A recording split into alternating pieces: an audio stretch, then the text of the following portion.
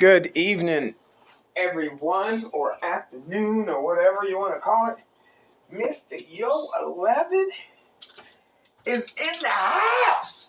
Yes. All right. Where do we start? I know where we can start. We can start with a trip report from Murphy, North Carolina. Yeah. First time ever going to Murphy. I think I did a little snippet of us pulling in. Wow. Very tiny casino. Probably one of the smallest casinos I ever been in. Which is okay. I mean, you basically walk in. There's a couple restaurants in there, and then you just walk through security, and then you're there.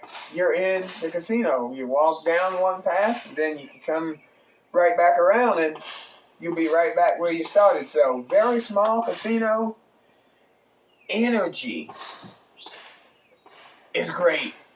That casino has a really good vibe to it with it being small. It wasn't too packed, but it also didn't have like a lot of machines. It was spaced out really good. When we got there, called up people and let them know, hey, we're in the parking lot, we're in the building or whatever. Then slowly we started meeting up with each other.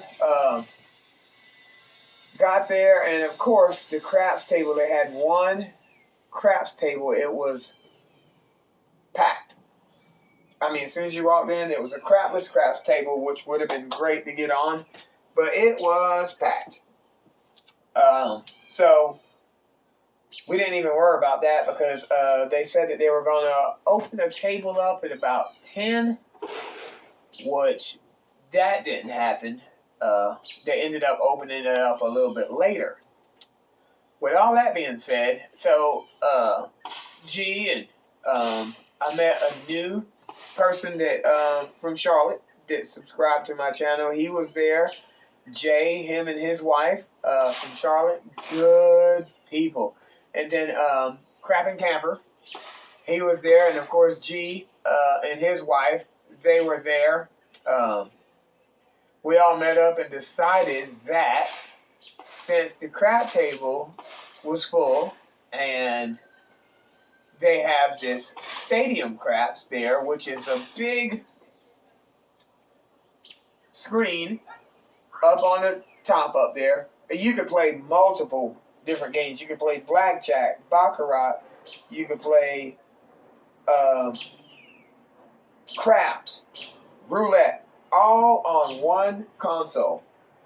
Anyway, there's a little craps table there. And it's called Stadium Craps. I'm pretty sure you guys already know. I got my tape measure out. It's probably, I would say, I don't know, it's a tub. On my table, I would probably say it's about inside, I'd probably say it's about 6-7 foot. Somewhere up in here. Alright, so, cool little thing, man. Cutest little craps table you'll ever see. But, you know, it's cute. Anyway, we decided to play on that thing. Alright, so, with the table being so small, only one person gets to shoot on it, which is awesome. Because it's like your own private table. Anyway, let me see how I could describe this. I don't think I got anything in there that I could do. Anyway, I could use one of these stools here. So, let's just say this is a piece of plexiglass. Alright, right here. For all you guys that know what these tables look like, you already know what I'm about to say. So, anyway, this is your threshold. So basically, when you pick up your dice, when it's your turn to shoot, you can pick up your dice and you have to shoot it. You have to shoot from down here. So basically, the object of the thing is you can't touch this. You can't touch this piece of plexiglass. So your dice are down there. When they slide you the dice with the stick, they push it under that thing just like that. and then they give it to you. And you pick your dice up. Of course, this is the back wall. So you're able to stand right here where these dice are at. So your body's there, and it's like you're shooting from the end. Anyway, we all decided to pick our little consoles, and I think it was me and G and Crab Camper and Jay at first. Yeah, it was us at first, and then I think his wife came down a little later. We decided to play on that little table. So you take your dice and you pick them up, and it was just like this. You just basically just put them right in there. I mean, and then they'll bring it to the window, and then there's like a direct camera. I was like, yeah, that's cool, dice cam. Dice cam dead on it. So then they push it in the middle, and then they call it, and then if you got your money on it, then they pay you for it. Anyway, long story short, we all get on this little tub, and it is fun. I mean, like I said, it's like your own practice table. You just throw the dice in this little tub, and you do what you do. All right. So anyway, we get on that table, and we are killing it. I think G was up first, and you know how he is. Let's get the PSO out of the way. So he does that little thing, and no, he doesn't PSO. He actually does. He called it a hybrid toss.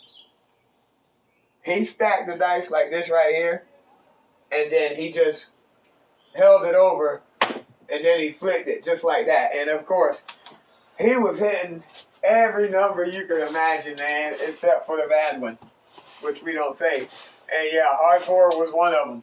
But that toss killed it. I mean, in the beginning, you first start off, and like I told him, I said, everybody that shoots first on this little table, because I did one in Atlantic City, but it was different. It seemed like it was different. But anyway, everybody did. I invested $5 on them first. I always just gave them, okay, you get a $5 bet for first. So after he had hit,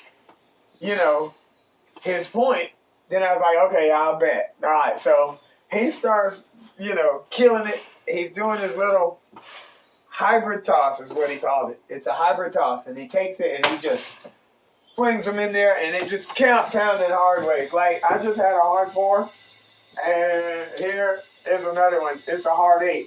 He just kept murdering all these numbers. 9, 10, 8, 5, 6, 9, 10, 8, 5, 6, 9, 10, 8, 5, 6, 4, hard 4, hard 4, hard. All the way up to 28 rolls. After that, I think, who was it? It was either Jay or Camper got up. And they did basically the same thing. I think Jay actually did the same type of stack toss, and they just lay down when you put them in there, because it's just basically like you're reaching and you're just putting them in there, So if that's not crazy, if that's not a playable table, I don't know what to tell you. We murdered that table. Jay went on a freaking rant with it. Boom, just killing it. And it was Camper's turn. He got up there. He did a different type of toss.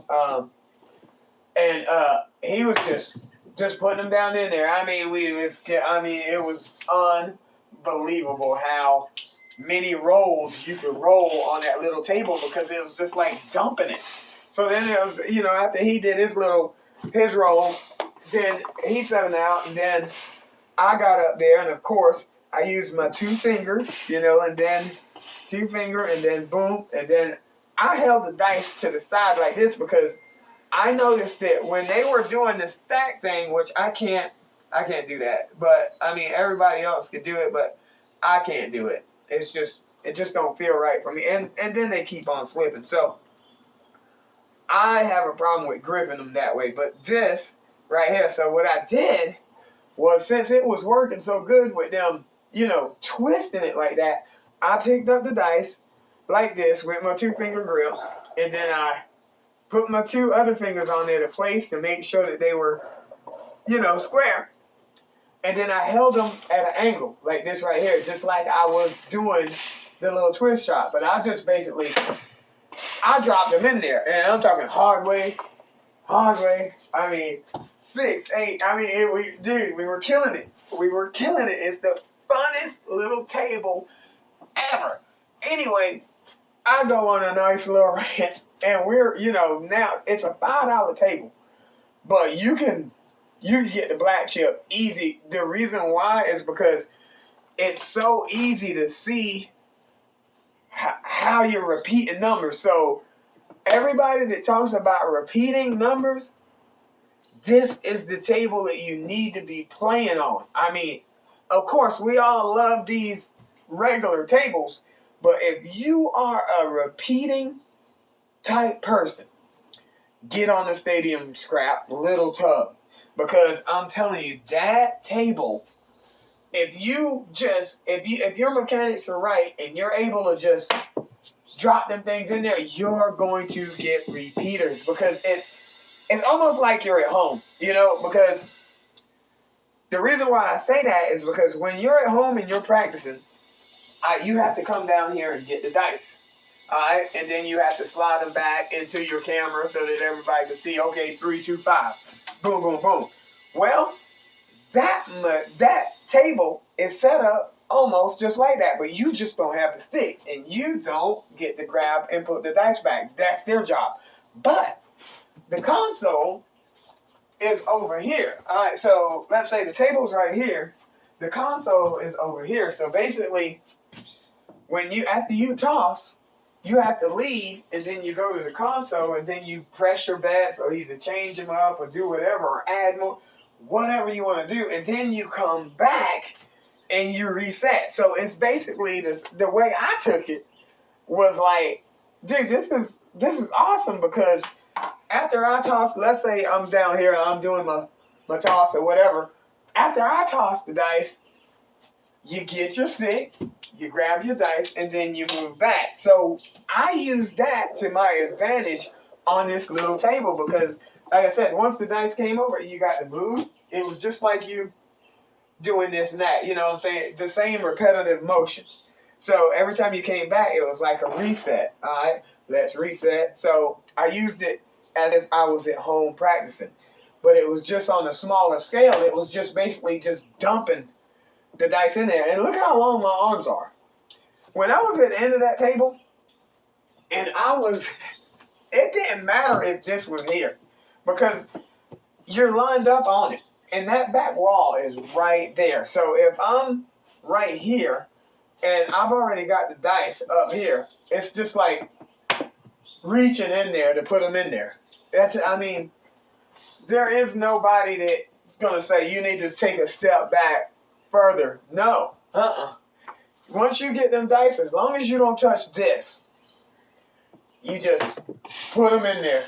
It went nuts. All 4 of us, our first round, we just, we had a good time. Of course, Camper's machine locked up with about $700 something in it, and then we had to wait on them to come fix that. But with that being said, that was perfect timing. When his machine locked up, we were like, okay, let's go get something to eat. So then we went to Earl of Sandwich or something like that and got like some breakfast sandwiches and stuff like that, because the first thing that we did was we went over there and the table was packed, and then we went and played this little thing. So nobody ate. The wives came around and they were just going to leave us there. It was like, no, let's take a break and let's go. Because everybody's already made money off of this little tub table, So, with that being said, we went and ate, sat down, chillaxed a little bit, and then Gargo was talking to Jay about, how to do this toss and all types of crazy stuff, and we had a good time. We had a really good conversation right there at the table. At this time, we got done eating, and we come out of there. We walk around, look at a couple of machines, and then notice that the end of the crapless table, there ain't too many people over there. So, okay, of course, we go over, and it's on this side. And I'm like, yeah, I can shoot from here. And G was right there, and Camper was right there. I think Jay was right here. All right, so we're all getting in a position to play, and I think they were like, go ahead and buy in. So they had just got finished doing something. So we put in, they shucked out, and I had to go to the bathroom. So I was just like, I put my money here. My wife was there. I took off to go to the bathroom, and then I came back, and everything was, we all was there, but you could tell, like, the vibe at the table was like, it wasn't, in other words, it wasn't like a good vibe. So G was like, I don't know about playing here and this and that. And so we were just like, well, I don't care to play. And he was like, well, let's go back to that little tub. So after I think he might have placed one bet on the 11 or something like that. Guy rolled the 11 for him. I didn't place anything. I didn't place anything because I just got back. He had the 11. The guy actually rolled it. Bam. So he collected like 300 more balls. And he was like, dang, that was easy. So after the guy 7'd out, we just colored up and left because, it was going to take a long time for us to be able to get to shoot on this table because when I got back from the bathroom here, there was a lady. She had came and she was right there. And then it was a whole bunch of people in there. Anyway, they got packed, and then that's one of the reasons why we left is because it would have been an hour or so before we even got to even toss the dice or check our, toss out anyway. So we leave that table. We still got about an hour, maybe 2 hours to wait on them to get the table going. So we went back over to the little tub thing and just looked around. But we was like, nah, we'll come back later because it wasn't too much time we had before they opened up the next season. So we went in the high limit area, looked at some slot machines, played a couple of slot machines, found the wives, this and that. And at this time, I think Jay's wife is in the mix, and get to meet her. Like I said, great people, man. Camper's awesome. Of course, G. And so we all, are talking and getting to know each other better and this and that. And just, politicking. So we're around the machines and stuff like that. And I think, a funny story. So we're standing in the high limit room and, we're talking about, waiting on the table to open and this and that. And we keep seeing security surround us, so they're like sharks. So we're just standing there, and I think my wife noticed it first, and then the security guy comes up to Camper, and he was like, can I see your ID? I was like, uh-oh, what is going on here? Well, obviously, you know how G gives these collector's chips? Well, G gave Camper one, and I guess when Camper was messing around in his pocket or whatever, the chip came out and fell on the floor in the casino. Well, they said, well, we noticed on the camera that you had a chip and it fell down on your pocket and it's not one of ours, so we just need to check your ID and ask you where you got this chip from and just making sure that you're not using these chips on our table. He's like, no, we're not doing nothing like that. So he said, well, you got to sign some papers and stuff like that, to get it back. No big deal. Just make sure that you don't use it on the table. And G was right there, and he was like, well, if they're worth money, man, I got more. If they're worth anything, I was like, whatever, boy, you crazy. Anyway, that was funny that the guy actually thought, that we were going to use the chips on the table. I'm like, no, that can't happen. Anyway, I thought that was funny because Camper was like, what? What kind of, and then he was like, oh, dang, my chip. And so with that being said, I took off and left to check the status on the table. So at this time, they're actually, waiting on the dealers and stuff, and they're actually over there. So we get over to the table, and I get in my position. I go ahead and put some chips down because we already had chips because we bought them. We bought in at the crapless table, which was still lit, packed up with people. And so we all got in our position.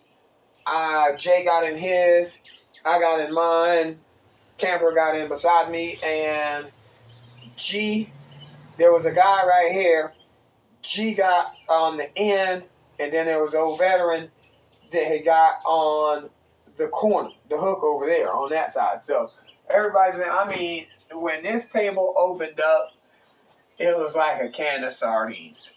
I knew for a fact that this probably wasn't going to be a good idea. But I wanted to test my new toss on the table. Because, see, I usually go to Cherokee. I can go to Cherokee anytime, but since we were in Murphy, I didn't even go. Since I knew we were going to Murphy, I didn't go to Cherokee. I just kept on practicing until the Murphy time came. And, yeah, of course, I've been having good results with my toss and stuff, so I wanted to test it on the table.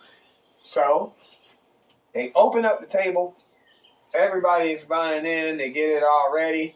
And G was like, well, what side are they going to start from? So they start from here now, let alone now, you know, the limit was $25. So on a $25 table, you could buy in for $500 or something small like that, but I'm pretty sure it ain't going to last long. So I don't buy in for that little bit. I actually buy in for a lot more.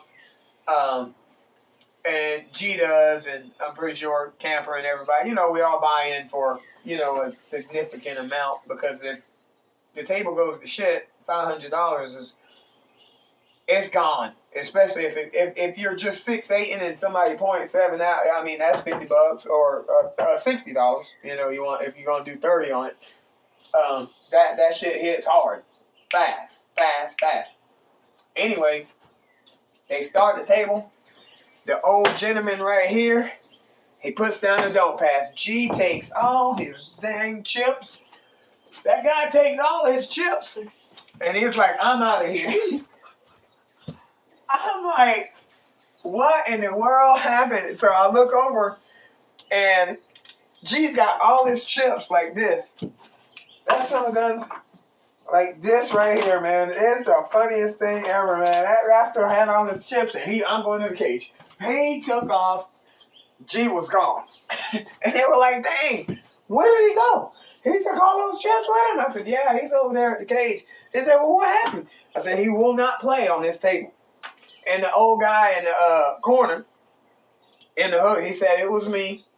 He said, he said, I know it was me. He said, because I've had multiple people do that before if I put down the dump. Which it didn't kill the vibe of the table. You know, it's just the way that G plays. And I warned Camper and Jay about that. I said, that guy puts down that. You watch G. And sure enough, he was gone to the cage. So I stayed. Jay stayed and Camper stayed. We all stayed just to have one shot at it. G, after we looked around and he was doing his thing over there, and then he ended up back over there at the stadium, which is fine. I mean, if you don't play when somebody's on the don't, that is your prerogative. You can play however you want to play. There's nothing nobody can say about that. So, and, you know, everybody was fine with it. It doesn't bother us. If you don't want to play with a don't player, don't play with them. That's your thing. So, what actually ended up happening, the first guy that started the game over here, that rascal went on a freaking rant, son. He went on a rant. His point was 4. He had the point of 4. He hit everything multiple times. Even, multiple times before he 7 out. So the first roll on this table was actually probably about a 20 roller, hitting all box numbers. And I think he hit the 11 and he hit the 3. All he needed was the bookends to cash out on that ATS. But he never hit them.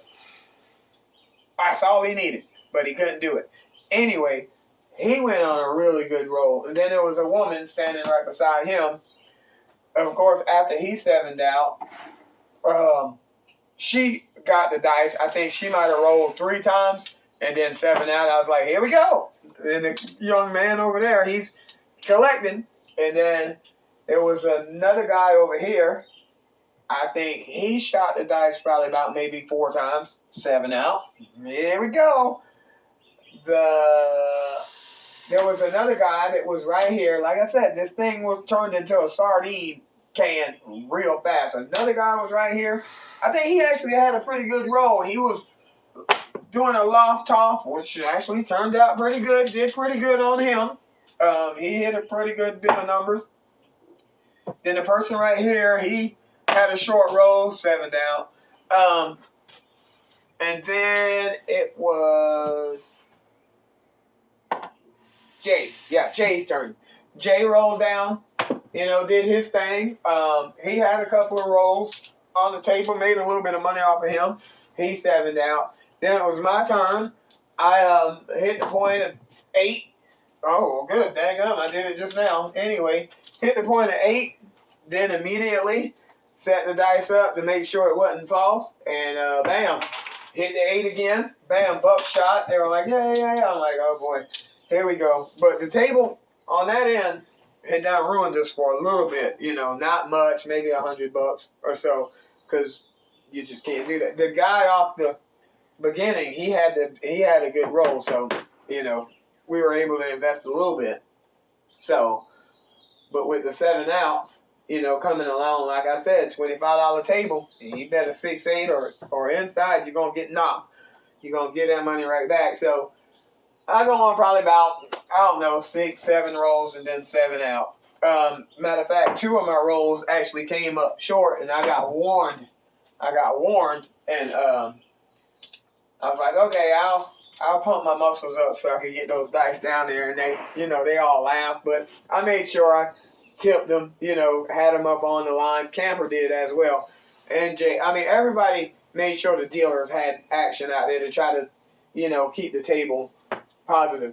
So went on my little rant and 7'd out. And then it was Camper's turn. He did good from his position. We all had to back up, because the table was so tight. It was like you had to be back away from somebody so they could at least have a toss. But tables like that, trust me, you're going to lose. You're going to lose. Everybody wants to shoot the dice, and everybody's going to shoot the dice, and they're going to have short rolls. Because there is no way for you to toss the dice unless that person is with you.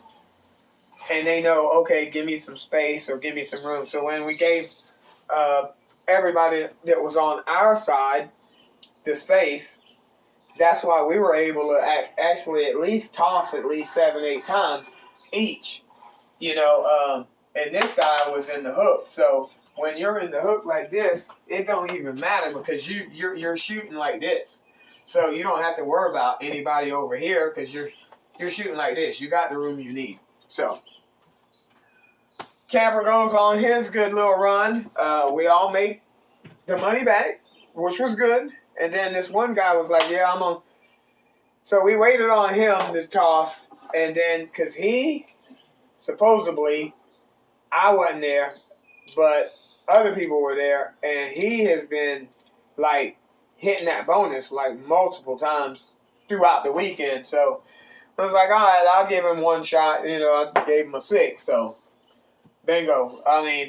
He tosses the dice, and I think he might have tossed 3 rolls, 7 out. The day ain't your day.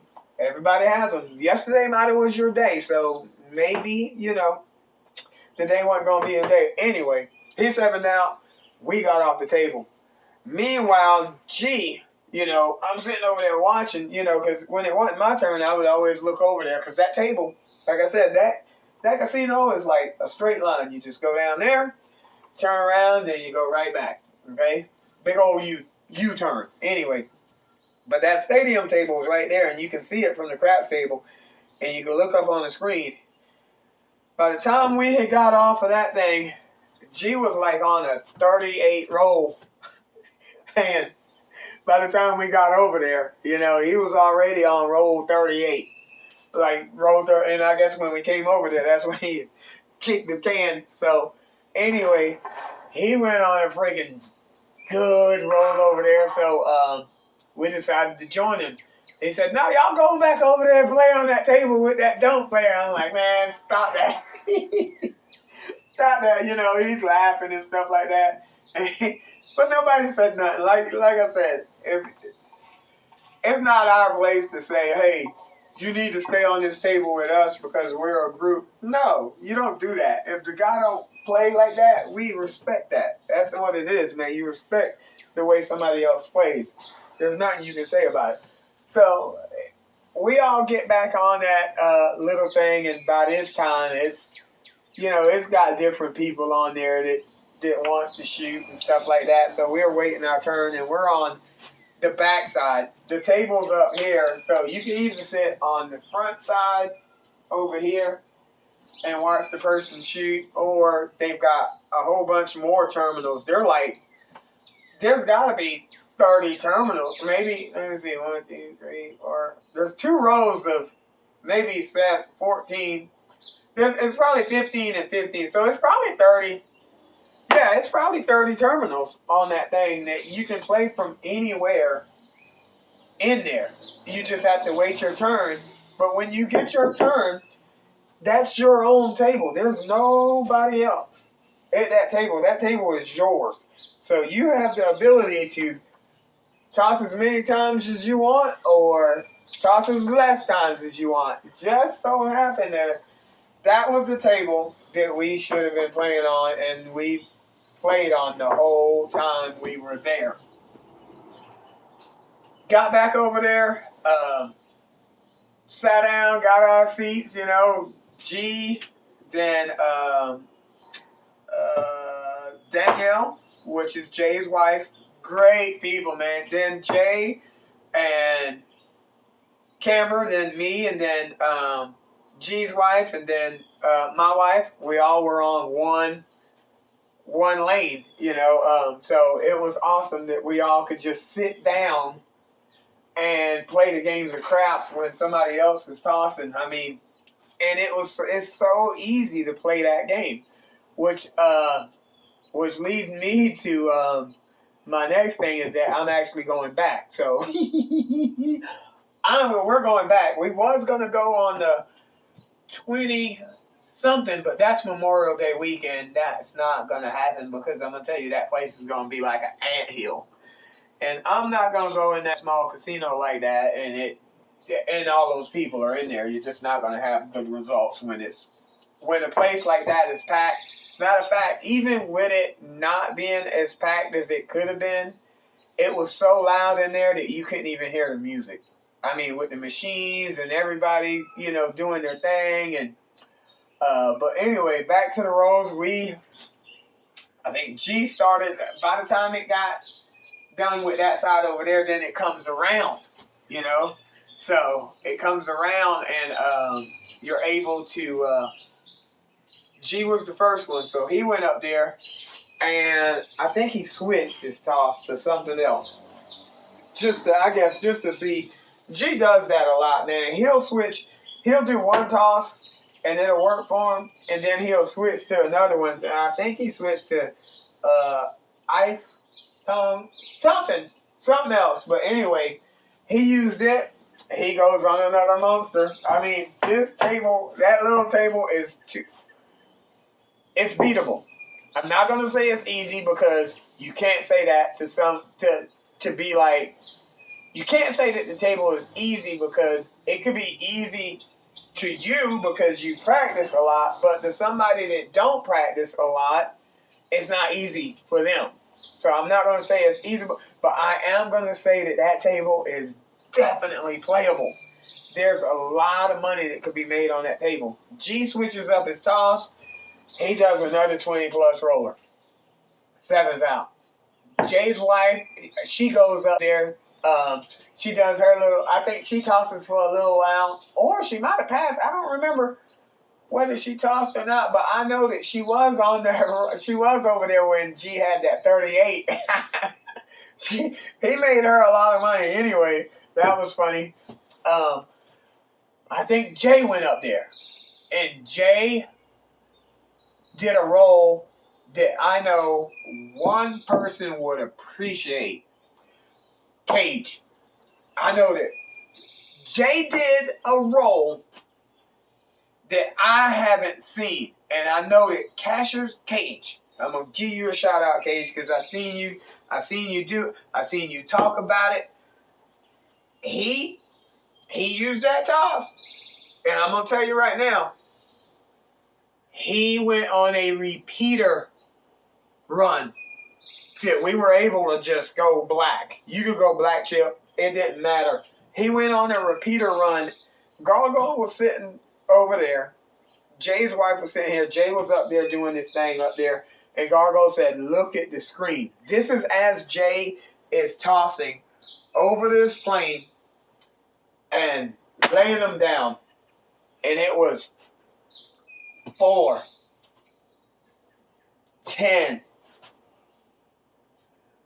4, 10, 4, 10. I mean, it was consecutive. I said, man, I mean, if you didn't have your 4 and 10 pressed up, you just didn't know how to bet. You didn't know how to play. You just didn't know how to, take advantage of what was happening before our eyes. Then he would throw an 8 in there. And then it went right back to the 10 and the 4 and then the 10 and then another 10 and then another 4. It was unbelievable to look at that screen and see all those 4s and 10s just sitting there like, you have got to be kidding. Cage would have loved that. Because that's what that man, he preaches about. Skeeter the repeater. I know y'all probably, if y'all watch his channel, he loves Skeeter. Skeeter the repeater. That rascal can lay them things down flat like that tire. Like a Persian rug or whatever he says. But 2 flat tires. And well, Jay went on it. He did it. He executed a repeating roll. And then he finally, 7'd out after, 20-something rolls. We all were in the 20s. Camper, he finally 7's out. Camper gets up there, and he nails it. He does basically the same thing. I mean, we're all taking our time and just tossing them in that little tub and just murdering it. Camper goes on probably a 20, almost 30 roll. It was in the high 20s. And then you know me, I play too much. He finally 7's out, so now it's my turn. So I get up there, and of course the first thing I roll is a Yo 11. Once I seen that 11, I was like, okay, we got something. I said we got something right here. So G was standing right there. It's almost like you having your coach stand right there and watch what you're doing. So G, this time, we're at this, the table's pointed this way, and we're all sitting in a row looking at the shooter, and then the console is right here. So basically, I was able to take my toss and just, I leaned it to the side because that seemed to work. And then I just dumped it in the little position, to make it just lightly tap the back wall and just die. Lightly tap the back wall, die. Lightly tap the wall. And every time I'd hit something, I'd be like this right here. I'll be like, and then G would be looking at me, and I'd let him know because after you toss the dice, like I said, they have to pull it into the shooting cam, the dice cam. So before they do that, either if you have a loud dealer, they'll say 5, or 4 or whatever. But since everybody was standing over there and, we're all on the same group, I'll be like 4, 516, and they're like, yeah, okay, good. They knew, okay, press the 6 or do whatever you want with the 6. Then the next roll, I would dump it. If it was an 8, I'd be like 8, and I just kept going like that. But we had so much fun. We had so much fun just dumping these dice on that little table. And we all came out ahead this trip. That table had so much energy. Let's put it to you like this. between all of us, we had a dealer that Gargo said, "What are you on?" Because that guy had us. I mean, he had the energy that we needed. It was all positive. He was loud. He was fun. He kept us laughing. When the numbers hit, he would scream them out, and he'd be like, "Yeah, I'll take one of them too." Because you can actually bet for the dealer on there, and tip them, stuff like that. And all of the dealers that worked that table was just excellent. They loved us, because we kept it going. Anytime, and that's just me personally. I like that if I'm in the building, we're gonna have fun. It's not gonna be like, okay, where do we go next? No, we're gonna have some fun. We're gonna eat good, and we're gonna have a blast. And I'm pretty sure if you ask any one of them, his wife, the time that we spent together in that building, and it wasn't long. I think we all left a little after 4 or 5, somewhere up in there. But the time that we spent in that building, we had an excellent time the whole time. The whole time it was excellent. Everything about it. But it's just, looking at what you could do with these dice right here on a table that is against you, and you go in there and you do it and you win and you walk away a winner. That's a good feeling, because like I said, the casino, once you walk in there, they're expecting you to lose your money. But when you go in there and you stay focused to what you are supposed to be doing, don't let nothing else distract you. Stay focused on what you're supposed to be doing. I'm going in here to shoot dice because that's what I practice for. If that's what I'm going to do, I'm going to go in there and I'm going to take these dice, because I spend countless hours in here on this table trying to practice this dice set, and I want these results. And when I get in that casino, those results need to be shown. I need to see a good throw. I need to see a good toss. I need to see good results when I'm tossing these dice. If you could keep that mental aspect in your head when you walk in that building, you can win. But if you walk in that building and you let that security guy say, "Hey, let me have your ID," and you be like, "Man, dang, I don't look old enough," you already distracted. When I walked in there, they let everybody else in there except for me and my wife. Like, "Man, where's your ID? Sir, I need you to take your hat off. Let me check you out, make sure you're good." "Yeah, I'm good. I can come up in here. We're good. So just keep it. That's how I do it. When they stop me at the door, I just stay focused, and I'm wanting to do what I have been practicing for. This Murphy trip won't be the last. Like I said, we were actually planning on going back. This is not the last time I'll be going over there, because that was fun. This time, we all walked up in there, and we did what we were supposed to do. I love all the results that I got from myself personally. I'm pretty sure everybody else loved their results as well.